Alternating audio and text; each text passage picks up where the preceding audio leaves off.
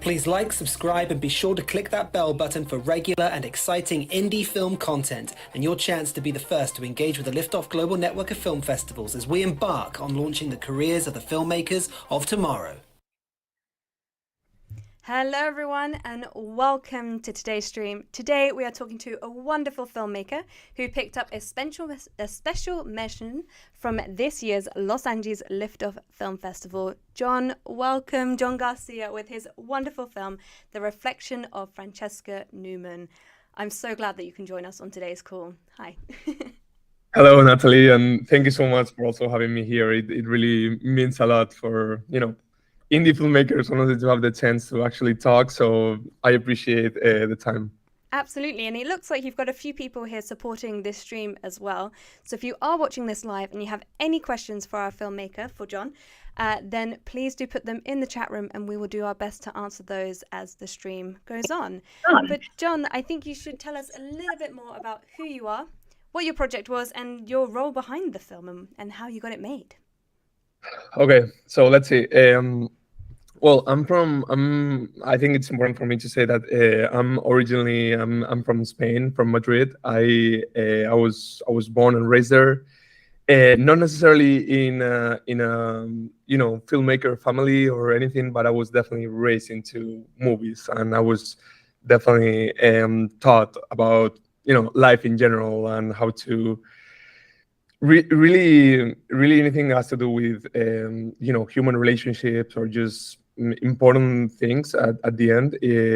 Movies has always been a backup for me and my family, especially my mom and my grandfather. They've always really taught me to see life and almost have movies as a main reference to understand many things.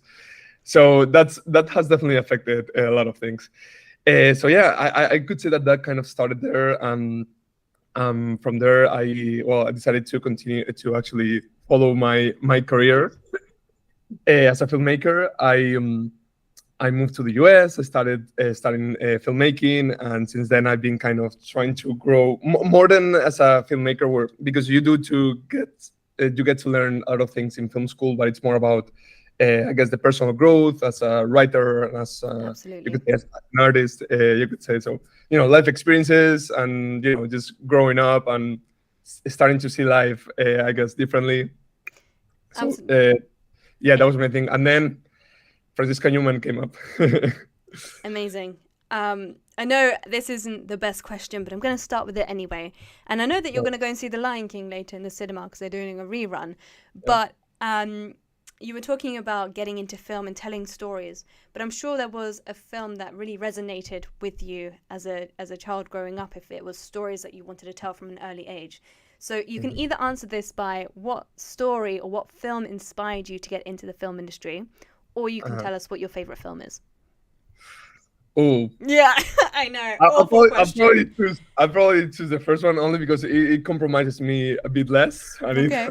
I'll take that one because that's the thing, that with favorite movies, the most beautiful thing, and I am definitely, it's not like other people, like they don't have their top and they wouldn't be able to tell. I'm able to tell. Like I have like my 4 favorites that keep just changing. They've been switching orders for a few years, but it's always the same 4. But definitely, if I had to say what would be one of those 4 that really, I guess, made me consider actually being part of the not even of the industry. I would say I think it's nicer, and I for me it feels more like what would make me consider becoming a storyteller, I guess, or like finding a way to tell my own stories. And one of them would definitely be Big Fish, Tim Burton. Yeah, fantastic film. Yeah, it's really amazing, and I don't know so much about like how much of it's a brilliant movie, if it's there's technically speaking, but as a kid it really took me to that level of being like, okay, you're really able to connect with people and make people understand a story with such a, for me it was the surrealism in it and the world behind it that really made it feel like, okay, this is how I feel in my head, like this is the way I live inside me, and being able to see it through a screen and that someone has really communicated that that was for me the thing. Like, okay, I need to at least try to communicate my world in some way like that, for sure. Yeah, it's fantastic film, so I can understand why it got you. But let's take our attention back to the Reflection of Francisca Newman. I'm going to play the trailer now, and then let's move on to hear how the film came to life a little bit more. So let me load that trailer. Okay, here we go. So I'm just going to share my screen with everyone now, so you're going to see that. Here we go.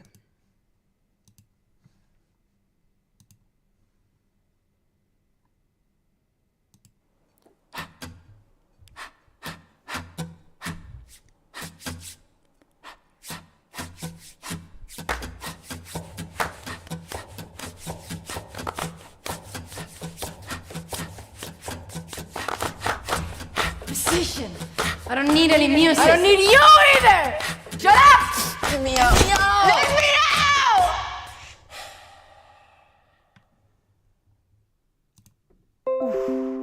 Tell us a little bit more about how this story came and why you wanted to make it. Where was the inspiration, if you take it right back to the beginning?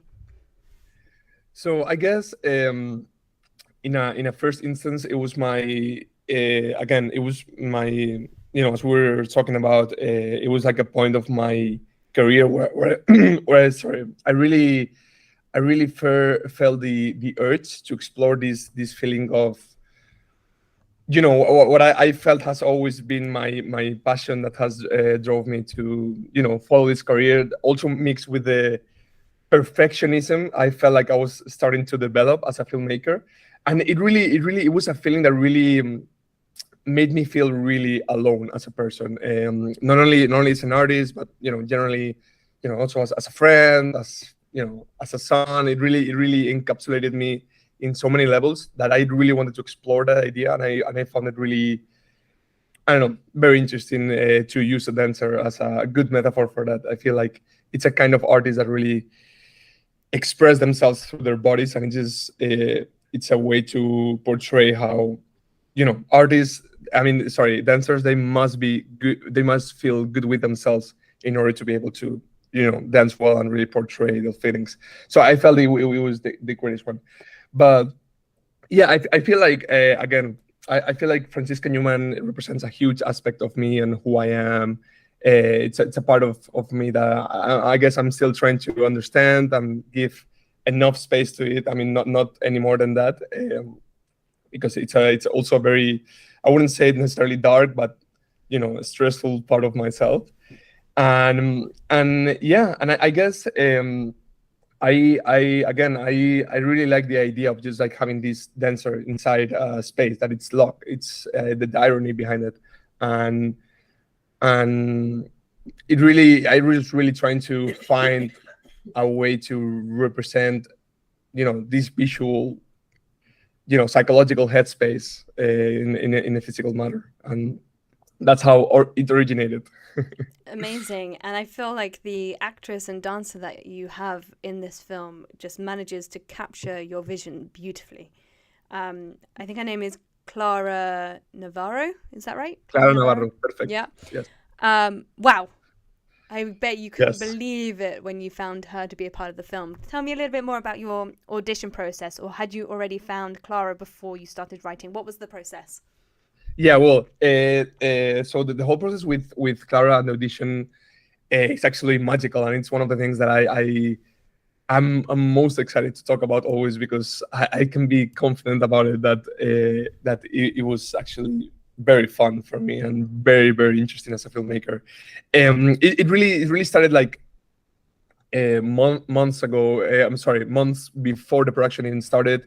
I didn't even have the rest of the crew like on the team or anything. I started doing the casting online. So it was running for months, and I had people like accumulating, and it wasn't until a few months before, where I already have my producer, that I really started to have this casting. And basically from the first, I did like probably like 3 callbacks, and from the first callback, maybe I had like already like 40 dancers, actress dancers / dancers, and Clara was already one of them. And it really shocked me how interesting and how powerful her acting already was. Even the acting inside her dancing, not necessarily the way she danced, but the way she portrayed the acting through the dance, which was something that really stood out from the beginning. So again, we had two more callbacks. She was invited to the three of them until the last one, where it was only three actresses. And there was like, again, this different, as director, you need to find the right person.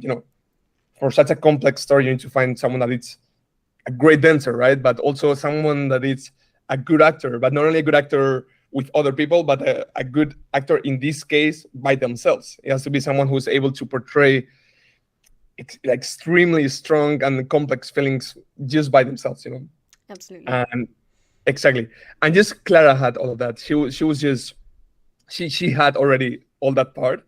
I didn't bring that part. That was her already being extremely good at it. We met. We had I communicated to her that she was the one chosen. We had a coffee. We didn't even talk about the story at all. We talked for 3 hours. We became friends instantly. She's from Spain too, so we had a lot of things in common. She was one of the first Spanish people I met in LA. We were just both passionately about telling the right story and truly being honest to the original story. Clara was extremely professional and trying to find the voice of Francisca Newman and become that. She would, every rehearsal we had, she would just bring me new notes, and it would be a very dynamic work. And she just make my work not only easier, but I felt happier than ever. It's such a physical piece that having that collaboration and that freedom of movement to bring your impulses into it must have been such a relief from both of your sides. So I'm glad to hear that part went extremely smoothly.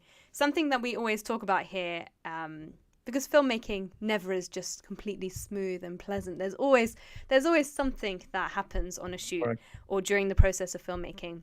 And I think it's an area where a lot of filmmakers who are watching this can prepare themselves and learn for other mistakes but hurdles other filmmakers had to overcome. So do you have a specific story you can tell us about that?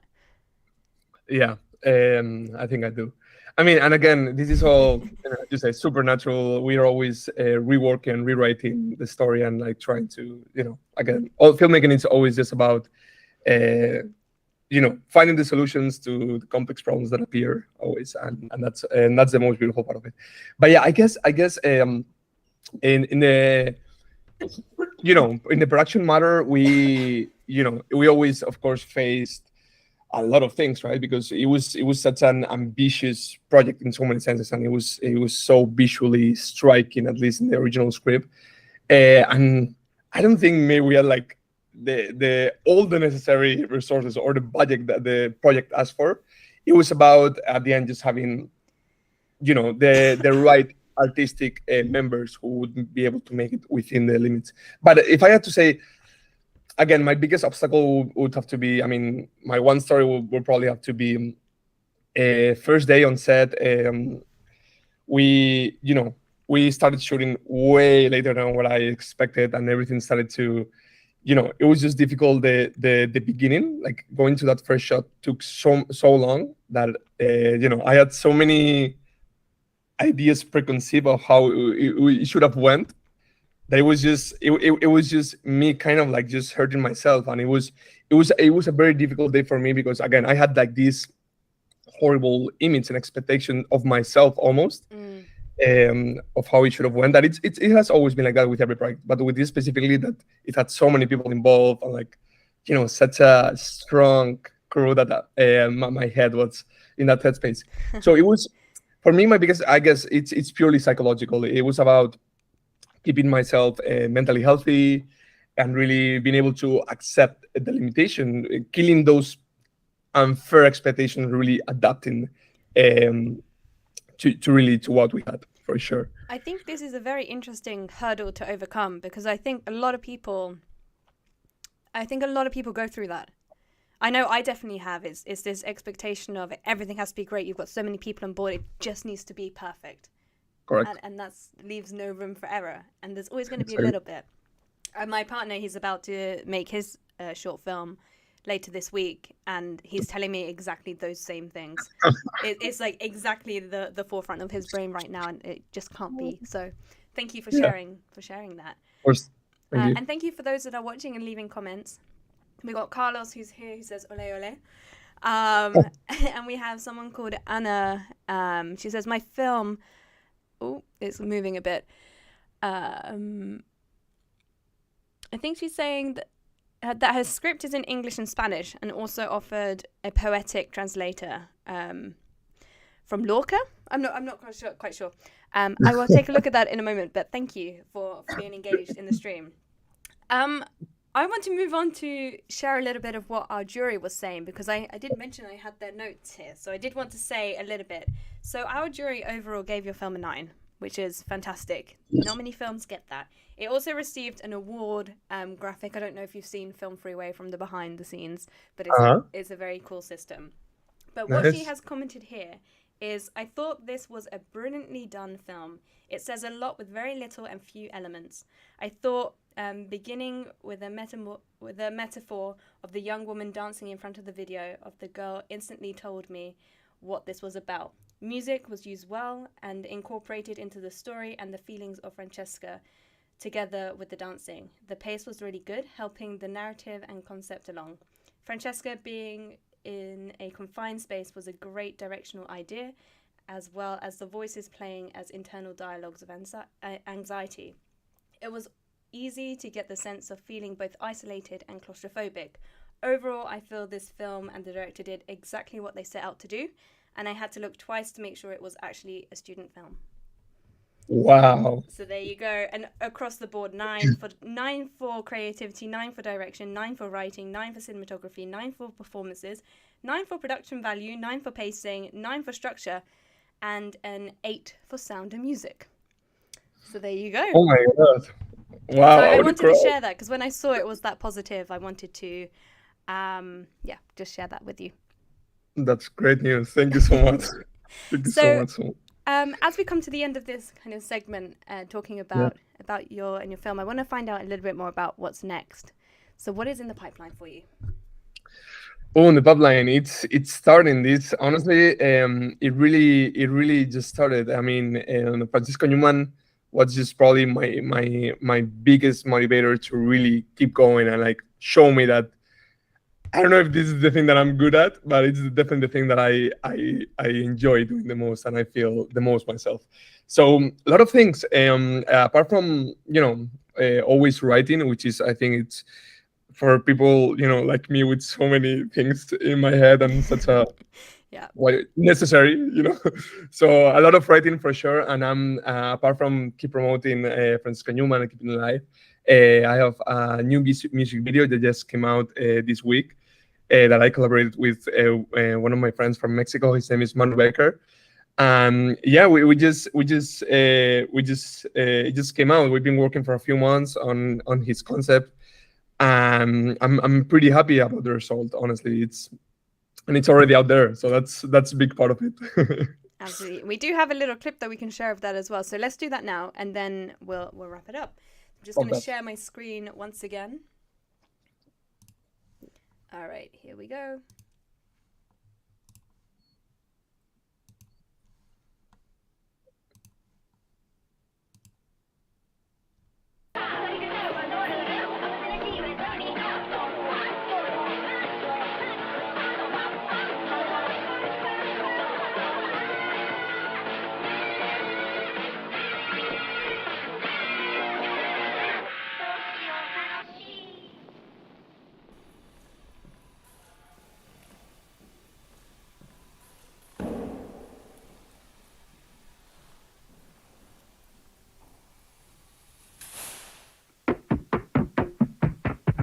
No es personal ni nada. I don't want to share too much. They can go and see it for themselves. Yes, please. Yeah, I will watch it. Absolutely. It looks incredible. It looks like the set was so much fun creating that stop motion at the beginning as well.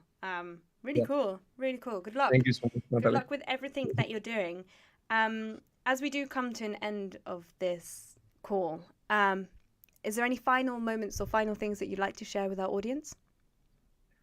Well, I guess apart from thanking for this opportunity with again, it's making me really happy because for the first time I'm really having the chance to really talk and not only just share, but like having this kind of opportunity is always super helpful for any filmmaker. Also, like thank you for the feedback too of the jury. It really does help sometimes even more than any screening or anything, like having that feedback from like people, and it really means a lot.